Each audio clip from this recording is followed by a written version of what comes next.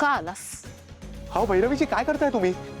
का आलास आमच्या आयुष्यात परत? का आलास माझ्या लेकीला माझ्यापासून दूर न्यायला?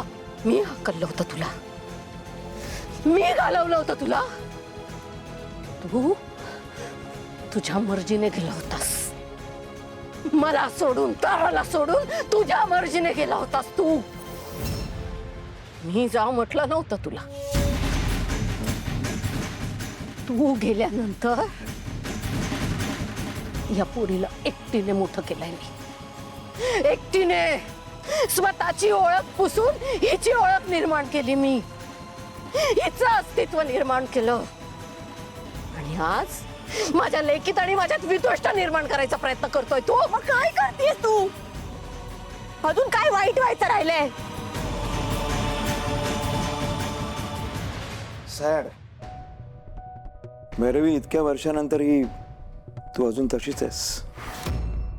तारा, जेव्हा मी तुला सोडून गेलो होतो ना, तेव्हा तू खूप लहान होतीस. निर्णय घेण्याची क्षमता तुझ्यात नव्हती, पण आता ती आहे. मी तुझ्यासमोर एक चॉईस ठेवतो. तुला या बाईसोबत राहायचंय की माझ्या बरोबर यायचंय? बेटा, आठव, तुझ्या आयुष्यातले कित्येक वर्ष हिने वाया घालवले. तुला जे करायचं होतं फक्त आणि फक्त तिच्या हट्टापायी तुला करता आलं नाही. जे ती सांगत गेली तू करत गेलीस. पण आता नाही. आता तुझ्या भविष्याचा विचार कर. भूतकाळ मागे टाक. शांतपणे निर्णय घे. मम्मा, तू आजवर माझा कधीच विचार केला नाही, पण एका पॉइंट नंतर मी ती अपेक्षाही ठेवली नाही. आणि किती काही झालं तरी मी तुमची मुलगी होती ना. मग तुम्हाला मला एकदाही भेटायला यावंसं नाही वाटलं? होती मला गरज माझ्या बाबांची. कायम आठवण यायची जेव्हा जेव्हा मी मम्माच्या त्रासाला कंटाळून रडत बसायचे. मम्मांच्या अपेक्षांचं ओझं खांद्यावर घेऊन जेव्हा नाही पेलवायचं तेव्हा बाबांची गरज वाटायची मला. तेव्हा कुठे होता तुम्ही? आणि आज त्या वर्षांनी तुम्ही माझ्या समोर आलात. आताही तुमची अशी इच्छा आहे की मी तुमच्यासोबत यावं म्हणून. ज्या माणसावर मी प्रेम केलं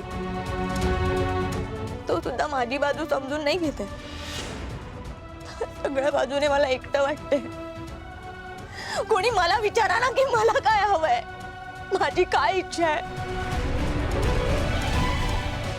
कोणीतरी माझा विचार करा, कोणीतरी. तारा, मला मान्य आहे हा तुझा बाप अपराधी आहे ग, पण माझ्यावर विश्वास ठेव. माझ्या आयुष्यात एकही दिवस असा नाही गेला जेव्हा मला तुझी आठवण आली नाही. ज्या यातना मी भोगल्यात त्याची कल्पनाही तू करू शकत नाहीस. तुझ्या या बापाला माफ कर बेटा, माफ कर आणि माझ्यासोबत चल. तुझ्या या अपराधी बापाला प्रायश्चित्त करण्याची एक शेवटची संधी दे बेटा, शेवटची संधी. रागाच्या भरात मी खूप काही बोलून गेले, मला माफ करा.